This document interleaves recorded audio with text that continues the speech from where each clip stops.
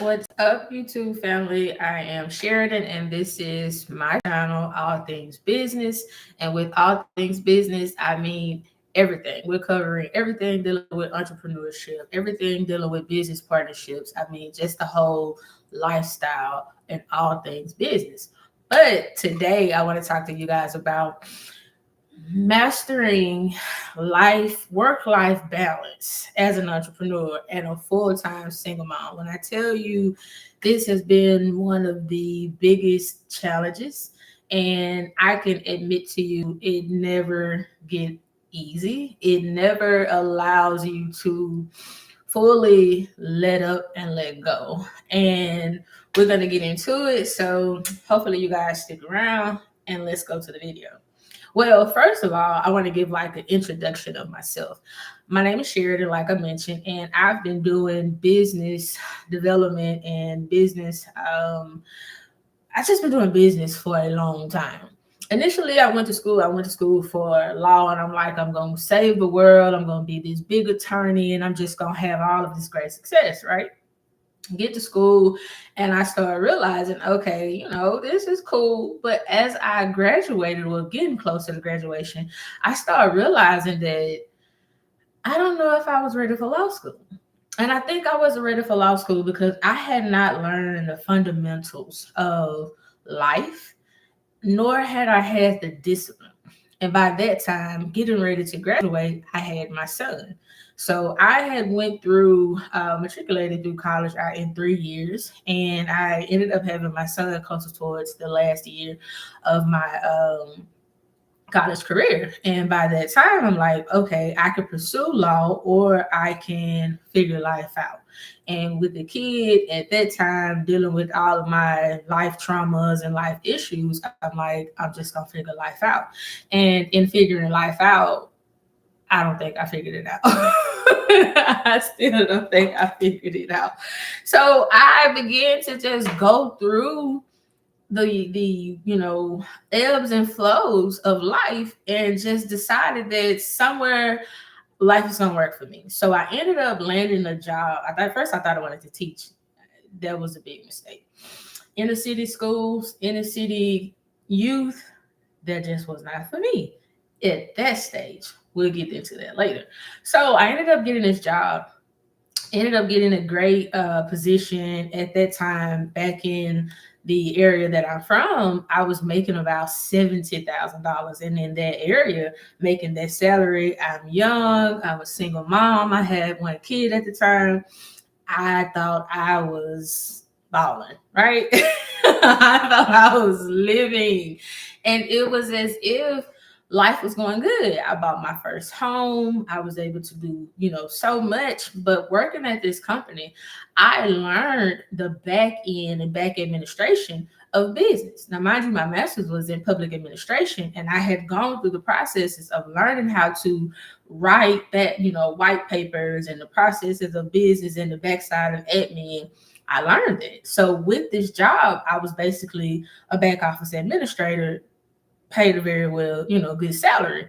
So I learned, so much from this individual. He and I can't, hadn't spoken to this day or the last time I worked, because he taught me so much to where I picked it up and I was like, I can do this for myself. And, of course I'm making $70,000, but I could go make more. At least that's what I thought. And I realized in hindsight that I should have took my time to learn a little bit more, and to not be so aggressive to think that I can go out and save the world, let alone myself, at that stage of my life, because I knew what I was trying to learn, but I did not know that being an entrepreneur was far more in depth than what I had learned based off what he had trained me. So fast forward, I ended up getting a partner, and learning partnership as an entrepreneur, that was definitely something for me that I had to take with a grain of salt, because yeah. So learning partnership, it was like, okay, that partner ended up doing some file stuff, and I'm like, okay, I still have the knowledge. And as I still learn that part, I'm still having my knowledge. I'm still moving forward. I'm still navigating motherhood because I wasn't necessarily taught how to be a mother, a young mother at that age. Um, it was just so much. I was navigating so much of learning how to live in my 20s, learning how to be a young mother, learning how to be a entrepreneur, learning how to be a businesswoman. I was learning so much, and yet I was feeling it a lot too. I can honestly admit that.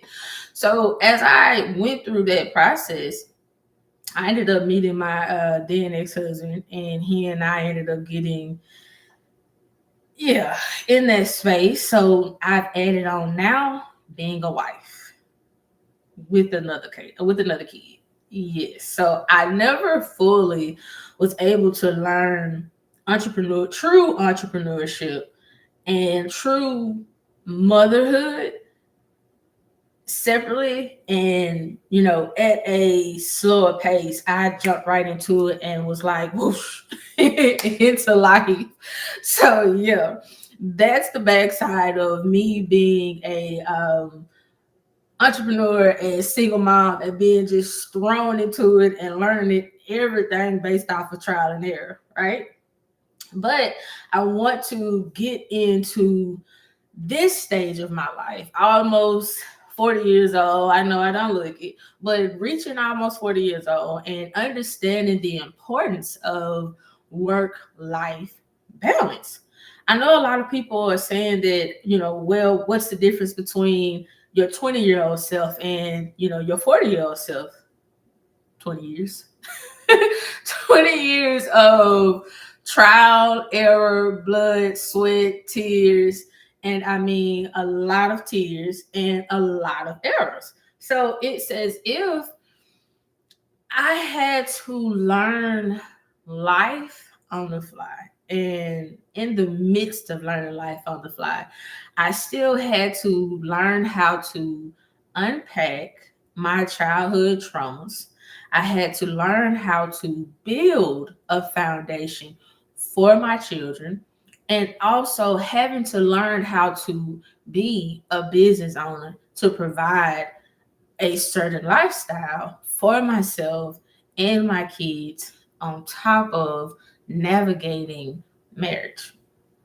So that in itself is the importance of my 20-year-old self and my 40-year-old self of work-life balance.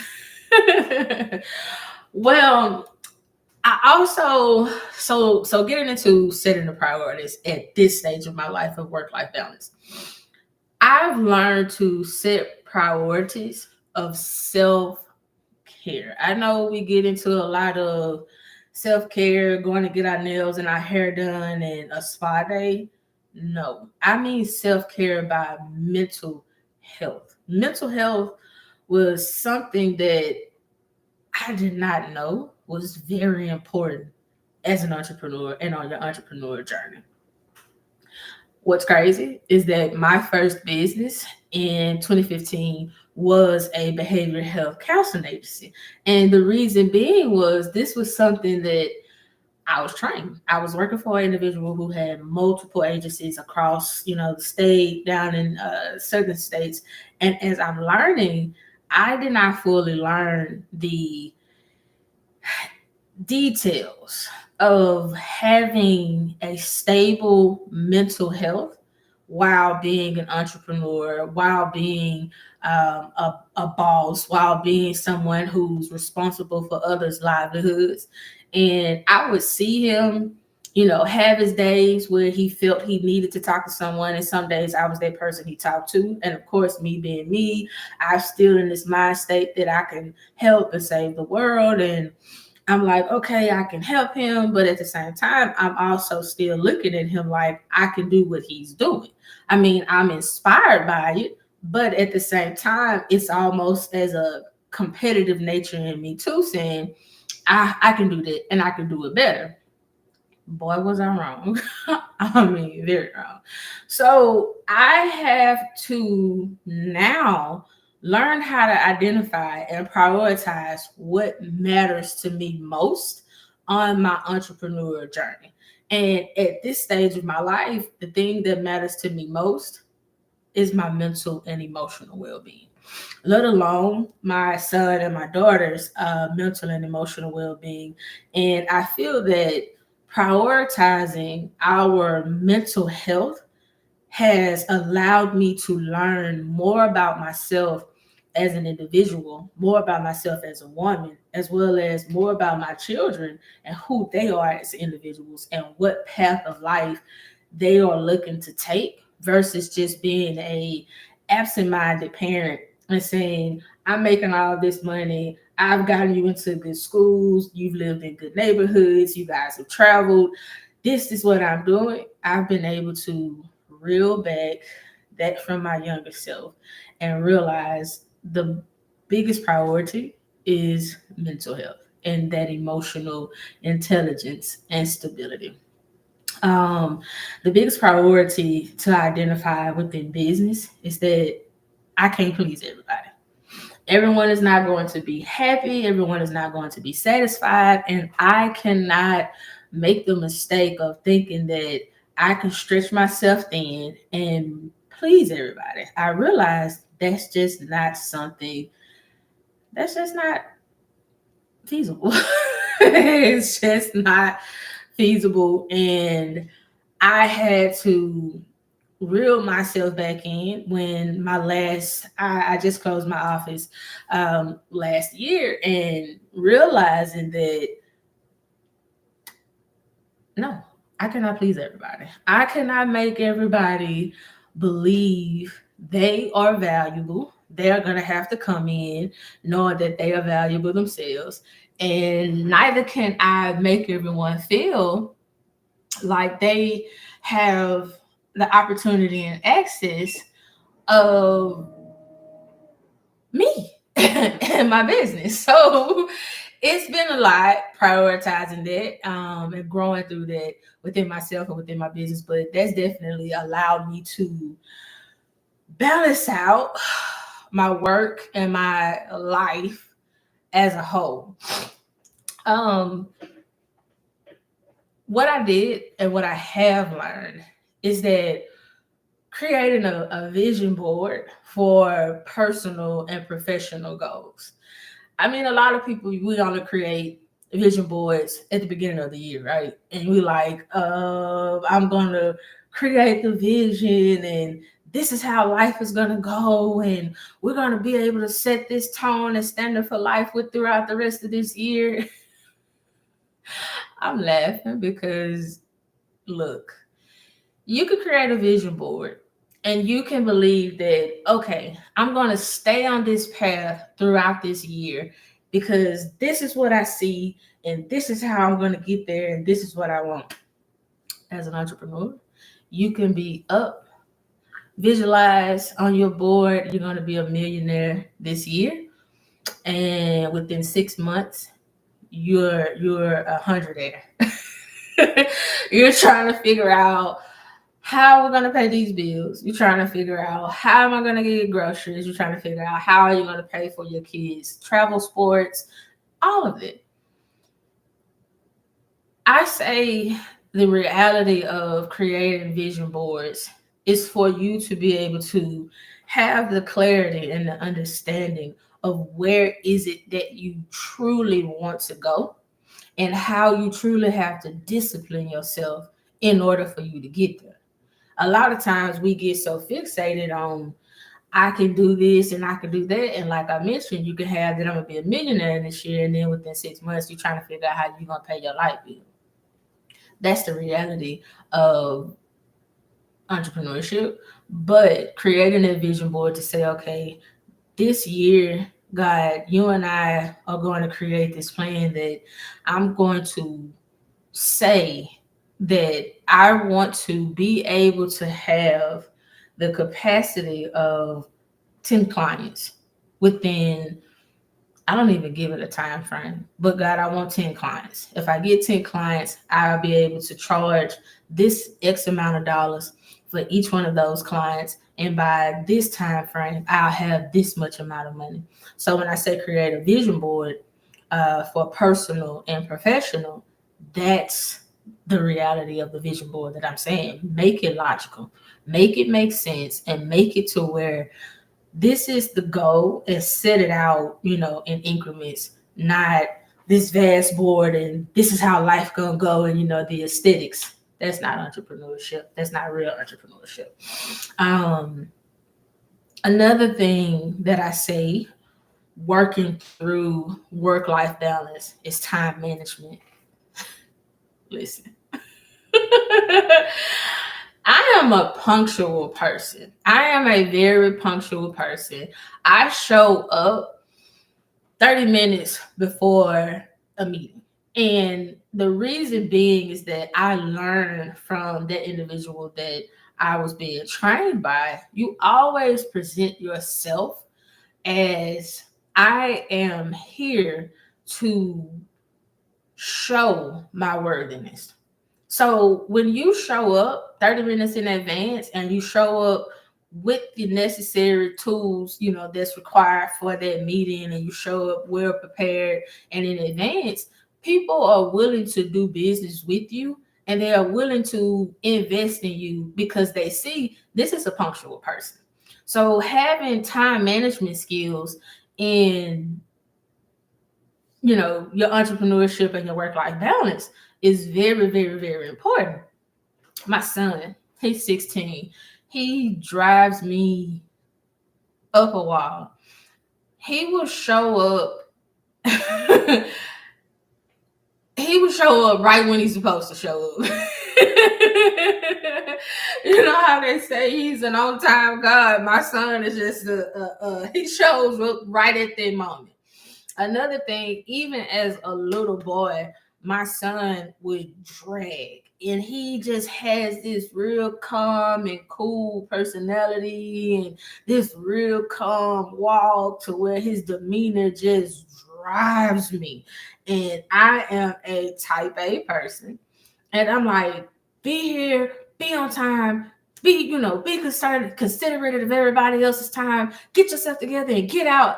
And he just like, so he is the epitome of having work-life balance, but he is also the bane of my existence for a person who cares about time management and other people's time. Now, if it was something pertaining to sports, he's up on time, he's there, he's the first person in the weight room. But if I could try and get this joker to get up and go cut grass on a Saturday morning, it ain't happening until Saturday afternoon, and I just be ready to just go crazy. But a few things that help me organize my day with my time management strategies. I have a timer. Well, not a timer. I have reminders on my phone. My phone is in my hand 24/7. If you're going to utilize your phone, utilize it for your time management skills that allow you to be able to know what's going on, when it's going on, how you need to show up, and what time you need to be able to. So I have a few apps, and I'll put it down in the description box, a lot of the apps that I use. But that phone, I also have a tablet, but I'm bad with my tablet. So, I'm the type of person, I have a tablet, I have a laptop, my laptop turns into a tablet, but that phone is in my hand 24/7. So if ever you text me and I just don't respond, you just might not be somebody that I feel like I respond to. That's another thing that helps me manage my time. I try not to doom scroll. If I do doom scroll, it's after I've done everything that I needed to do. Another thing that I utilize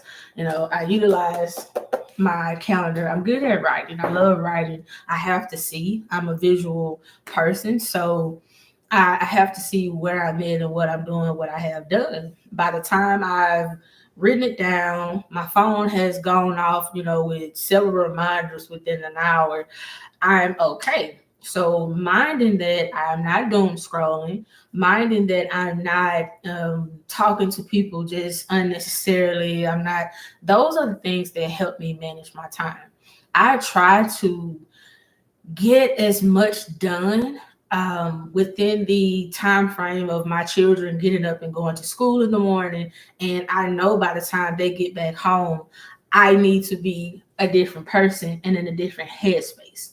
So I try to manage within the 8 hours, 8 to 9 hours, that I need to have this done. And by the time they get here, I need to transition into mom, because now mom needs to pay attention to what they, their needs. I need to cook dinner. I need to be able to take them to after school activities. My son, he might have a game. So I'll put the apps and the things that I use to help me manage my time throughout my day.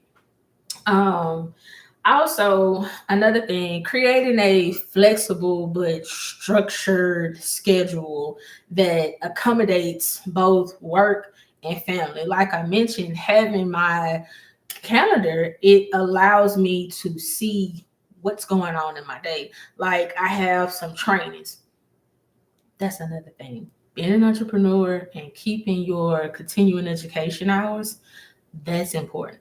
But I have my trainings, so I know that I have to make sure all of my trainings are in order. I have to make sure my kids' games are in order, their schedules are in order. So my schedule, to me, is flexible. It works because I make sure, every night by 9:30, I'm in my bed. I am in my bed, and I will doom scroll then.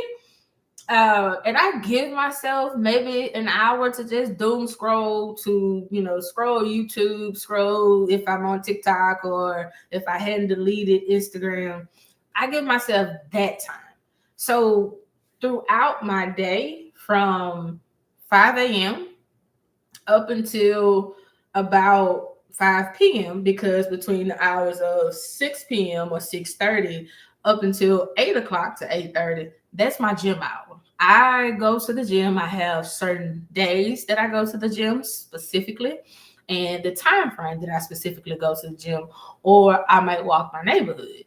So that allows me to know these are my days that I do this.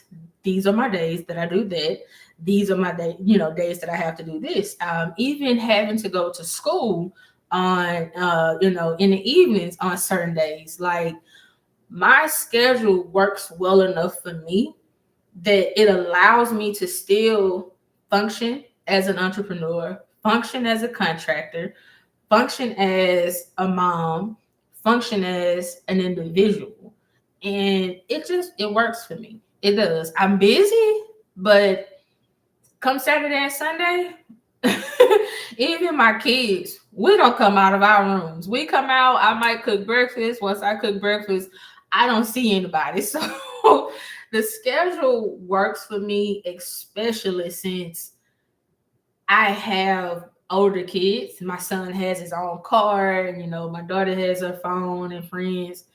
My schedule works. And I have grown to a space that I'm like, God, thank you. Because when they were little, I did not allow anybody to take my kids. I would literally have to go to board meetings. I would have to go to conferences. I would have to go to meetings for, investors and dealing with my business. I would take my babies. I would take my and it would be so funny. My son was a little bit older, but I would take my baby, and she, so cute, and the women that would be at the meetings, even the men, they would just pass her around. They would, feed her with snacks, and I would be able to present and do what I need to do. But my kids have become so accustomed to my lifestyle, and I'm grateful for that. But I've also invested in their lifestyles. And so my structured, flexible but structured schedule allows me to still be mom, but they also know mom has superpowers to be mom boss. And my daughter is always teasing me every time she's asking for a Shein cart. I'm like, you need a job. And she's like, but I'm not a boss like you. So I'm 10. You need to pay for it. I love that. But at the same time, it gives me that opportunity to still show up for them mentally and emotionally. And it gives me that fulfillment that I'm doing something right. I might not have got it all the way right in the beginning, may not have done it right all the time, but I got something right at this point. So my flexible yet structured schedule, it works. It might look chaotic to others, but it works. Um, Another thing in work-life balance, creating boundaries. That is, oh my God. So in the beginning, I had no boundaries. I had no boundaries because I had no boundaries from growing up. My mom was a person who she would ask a question, and the moment you try and answer the question, I don't care. Your opinions don't matter to me. And you're like, why you not answering the question fast enough?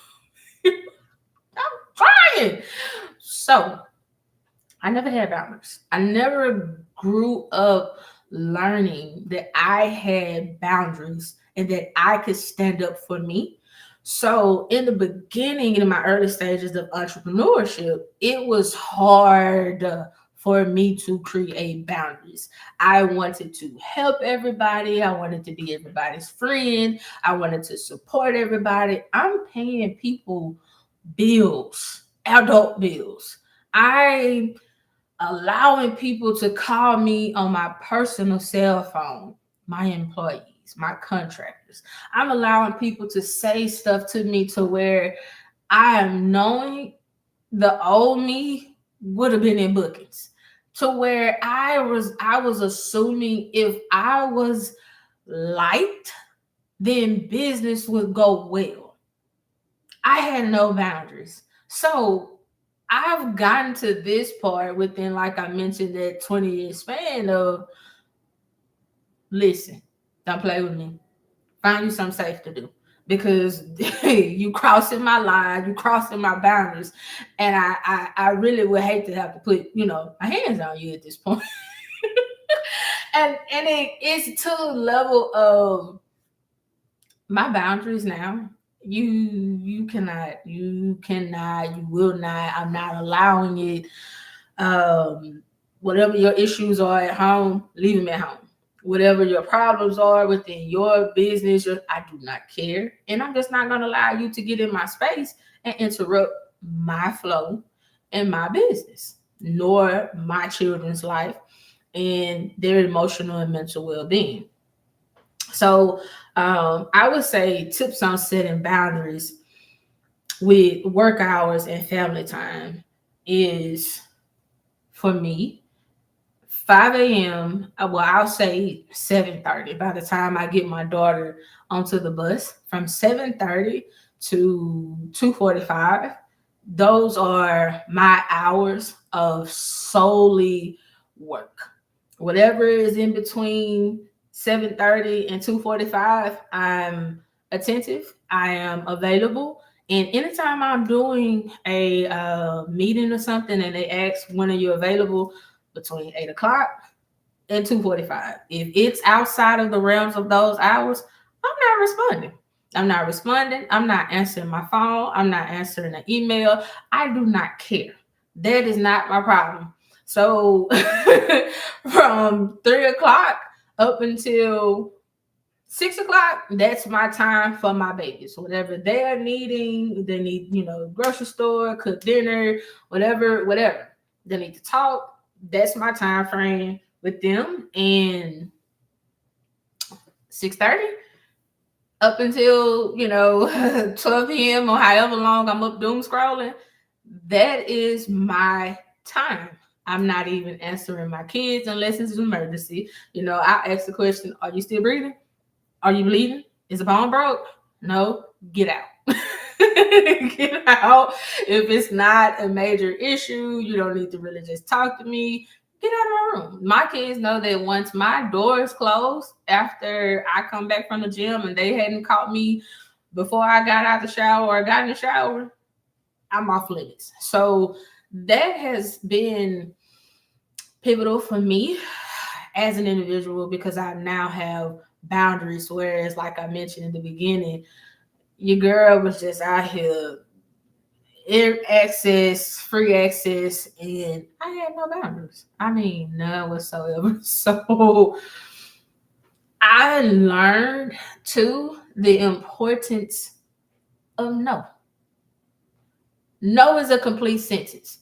I do not have to answer you. I do not have to respond. I said no.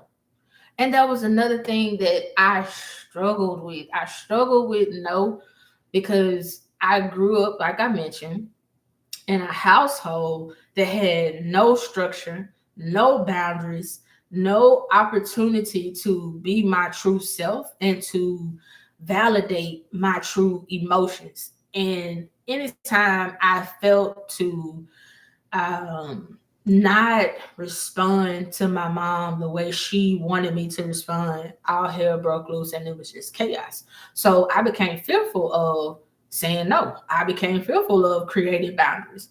But as I've grown older, as I've realized I matter, I'm validated, and my opinions and my emotions are valid and valuable, your girl would throw nose out like, you get a no, you get a no, you get a no, everybody get a no. No. So learning no helps you create boundaries, and it also helps you create a more balanced work life because you're able to say no to things that you know if you try to show up for those individuals, you would miss showing up for yourself. You know that if you are getting out here and I'm going to accept this invite, I'm going to accept this invite, I'm going to accept everybody's invite, and I cannot get to the truth that I really just want to stay at home. You will never be able to have a balanced work life as an entrepreneur. And if you are a single parent or whatever it is, you'll never have a balanced work life. So, no is a complete sentence. No, I don't have to respond to you. No, I don't have to answer. No, I don't have to show up. And no, I just can't help you because I simply do not want to. There you have it. It's just a lot when you're creating work-life balance, and a lot of times we feel that we can't have our own self-care practices because for me, in my beginning, in my early stages, I did not know what self-care meant. I did not know that self-care meant that I can just stop, turn my phone off, close my computer, and breathe. I did not know that. I assumed I had to be on all day, every day. Everything has to be this way. Everything has to work. Everything has to, show up. I have to be this person. And it was like, go, go, go, go, go, go, go. And once I learned, I need to prioritize me because if not, this ship is about to wreck. So, self-care routines that I learned that helps me fit into my busy schedule. I'm notorious. I will cut this phone off so fast. Once my kids are in the house, I'm one of those mamas. If my babies are gone out, my son is out somewhere in his car, I keep my phone on. And I'm, stalking him, or my baby, she's outside, I'm stalking her on my apps. And I'll put those apps below too that I use for my kids. And if not, I will cut this phone off. I will cut it off. I do not care. My laptop, I will stick it in my backpack. I will not look at it. If I feel I am overstimulated, I will not touch my work computer. I will not touch my desktop. I won't touch anything. I'm done. I have this thing where, I joke now and I say done. When I say done, I'm not touching anything. So being able to disconnect from technology allows me to self-care. That's a part of self-care, just disconnecting. I would disconnect from the world. I would cut everything off. I would delete, my doom scrolling apps off my phone, all of that, just to prioritize my self-care. Like I've mentioned, my mental health matters. I have a therapist. Sometimes I think my therapist need a therapist by dealing with me, but that's another story. Being able to, one thing I love doing, I love reading. Reading was my escape when I was at home with my mom because it was always chaos, it was always drama, it was always emotional upheaval. So I would read books. I would read two, three, four books a day just to keep my mind preserved and not always in such a, enthralled in a toxic environment because my mom was very emotionally unstable.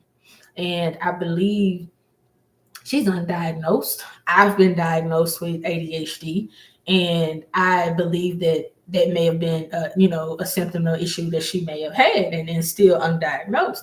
And a lot of times, she may have just had ADHD rage, but it was always rage. It was always, chaos. It was always emotional imbalance in my home. So prioritizing my mental health, prioritizing my children's mental health has always been something big for me because I knew I needed to heal. So therapy definitely is a friend of mine, and reading is my best friend. You know how we were growing, most kids growing up may have had an imaginary friend.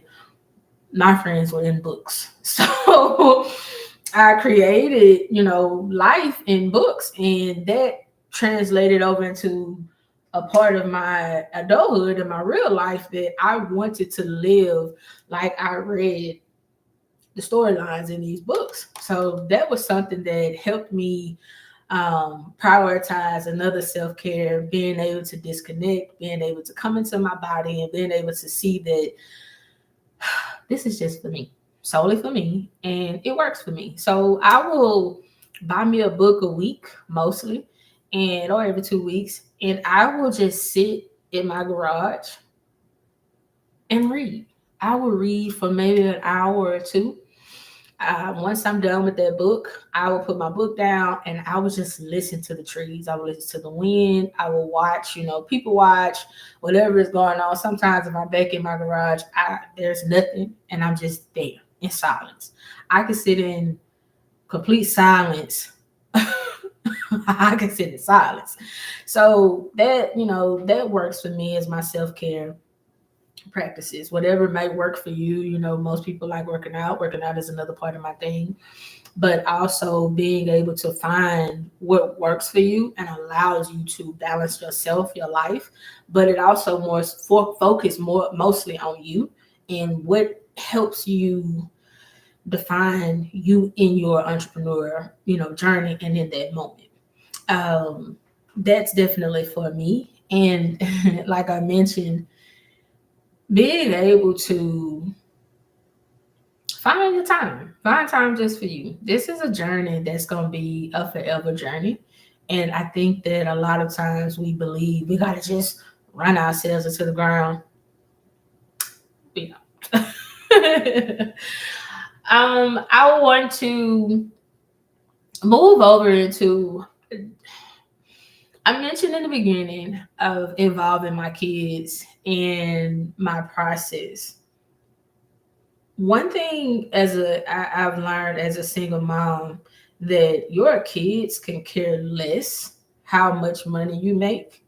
I can right now today tell my son I just made $100,000 and he could care less. My daughter gonna ask me for $25 to buy Robux. My kids do not care. They do not care. And I tell you, it's funny to see that they don't care how much money I have. They don't care how much money I make. As long as I can keep their cell phones on, as long as I can keep the Wi-Fi on, and money for junk food, my kids don't care. So involving my kids in my entrepreneur journey it's been rewarding. I've been able to be the opposite of what my mom was to me as a kid. And I think that I had made a promise to myself that when I got older and had kids, I wouldn't do what my mom did to me and my brother. I basically raised myself. I was at home all the time by myself, and my mom was working 2, 3 jobs. Every time she came home from one of those jobs, the littlest thing set her off. And once it set her off, that created a chain reaction of chaos, abuse, and it just made me feel like I had to shrink myself and be small. So a lot of the times I would try and stay out of her way. And also that internalized in me that I don't need a job. I need to figure out how to get rich so I don't be angry. I'm always angry and upset about money. And that was another thing that pushed me into becoming an entrepreneur because she was always upset. She didn't have money. She didn't have money for that. She couldn't do this. And I'm like, you're working 2 and 3 jobs. How do you not have money? And every time you come here, you know, it's chaos. So I have been fortunate to be able to make the income and involve my kids in the process. I take them with me. I travel. For 1 year, I had to, what was crazy is that the business that I was doing was in Louisiana. I got frustrated with a part of the contract. I drove back to Texas. Once I got back to Texas, I was so pissed off. I told my kids to pack bags. I packed bags and we went to New York for a week and I worked out in New York for a week. Of course, it was around Christmas time. Of course, my kids were excited, but I've been fortunate to be able to take my babies on trips and work from wherever I want to work from. And it's been sometimes they have to sit in meetings as I'm conducting them for a little bit, but other times they are able to be themselves and be free, and they have access to me. Let alone having access to me, I can show up to all of their events. I can show up to school when they need me. My kids know I'm always at home. So being able to involve them in my process of entrepreneurship has been rewarding. I'm happy. Of course, I'm happy when I have income flowing and everything is going right, and I'm even still happy when I don't have it as flowing. But I'm able to show up, and I'm able to be here, and I'm able to show my kids that I am emotionally and mentally, and physically involved in their day to day. Another thing about involving my kids was teaching them about, responsibility and work ethics. Like I mentioned, my son, he might not walk fast enough for me in time management, but he's a athlete that's being currently recruited, and he shows up. I mean, he shows up 1,000. And I see my work ethics in him. I see my work ethics in my daughter because they've seen me show up. They've seen me dress to the nines. They've seen me, look my best, speak my best, and, behave my best. So my son in the morning time, I don't even wake him up. He gets up at 5 o'clock. He gets himself out by 6. He's at school. He's doing, whatever he needs to do. When he was still working, he would go football practice.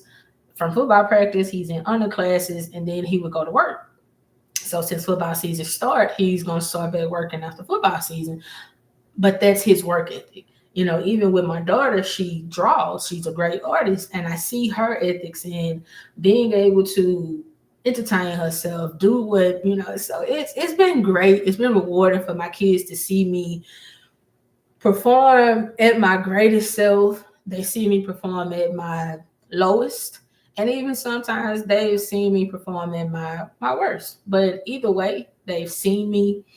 I've been physically active, and they've been involved in my process. So being able to involve my kids in my entrepreneurial journey has been very rewarding, to say the least. And I am aware that we're now moving into senior year. My baby's moving into middle school. I'm able to transition with them. I'm able to transition into this new phase of life with them. And I'm still able to be physically apart. I'm not overworked. I'm not overstimulated. I'm not, angry. I am available. So that's been the most rewarding part for me in this work-life balance on my entrepreneurial journey. And coming into one thing that I can say throughout this process of involving my kids in my journey was overcoming guilt, overcoming the challenges of being a single mom. I don't regret it. I do not regret it. You know, there's a taboo and there's a negative connotation being a single mom. A lot of people feel like it's overwhelming. You know, they shouldn't have to be. Oh, you're a single mom. I love it. I do. I love it. I love it. I get to navigate life with my babies in such a way that they're able to learn how to be emotionally intelligent, emotionally stable. They've learned how to be well-rounded individuals. And I love being a single mom because I got through the hard part. I got through the hard part with my son, but even still, we grew. We were able to learn life, learn each other, and learn ourselves. And I don't think I would change that. I don't. So at first, I was a little bit guilty because my kids, you know, some of their friends' parents have real high paying corporate jobs. And it's funny. The joke is always, I tell my kids to tell their friends, they ask, you know, what your mom do? And they, you know, pharmaceutical sales. I'll say that as a joke. But my daughter always tells her friends, my mom's a CEO. That's cool to me. And my son, sometimes he feels, I would say, indifferent or maybe a little bit embarrassed because I don't have a job, but I have income. I have a great amount of income. And sometimes it make me feel guilty or make me feel a little bit shame because they can't fully say, well, my mom works for this company and this is her salary versus, you know, how your mama get that money she got? You know, even though she works for herself and she owns her own business.